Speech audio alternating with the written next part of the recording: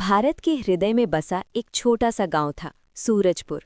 ये गांव मानो समय के साथ चलना भूल गया था। न पक्की सड़कें, न भरोसेमंद बिजली और न ही सही जानकारी।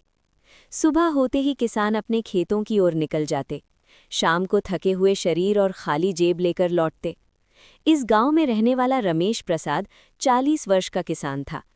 उसकी आंखों में मेहनत की लकीरें थीं और हाथों में मिट्टी की खुशबू। रमेश की सबसे बड़ी लड़ाई खेत में नहीं, बल्कि सरकारी दफ्तरों में थी।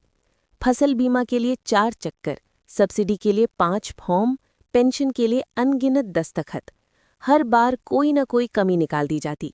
क्लर्क कहता, सिस्टम नहीं चल रहा। असल में सिस्टम नहीं, ईमानदारी नहीं चल रही थी। रमेश घर लौटता तो पत्नी सीता चुपचाप उसके चेहरे को देख लेती। वो जान जाती, आज भी काम अधूरा रह गया। एक दिन गांव के चौपाल में रेडियो बज रहा था। प्रधानमंत्री की आवाज गूंजी, हम भारत को डिजिटल रूप से सशक्त समाज बनाएंगे। सरकार आपकी सेवा आपके द्वार लाएगी। ये था डिजिटल इंडिया मिशन। गांव में सन्नाटा छा गया। कुछ लोग हंसे, कुछ ने सिर हिलाया और कुछ ने पहली बार उम्मीद महसूस की। कुछ महीनों बाद सूरजपुर में मोबाइल टावर लगा, ऑप्टिकल फाइबर पहुंचा, पंचायत भवन में कंप्यूटर आए। एक बोर्ड टंगा, common service centre digital Bharat. इस केंद्र का संचालक था अजय कुमार, गांव का ही बेटा जो पढ़कर लौटा था। अजय का सपना था गांव को शहर से जोड़ना।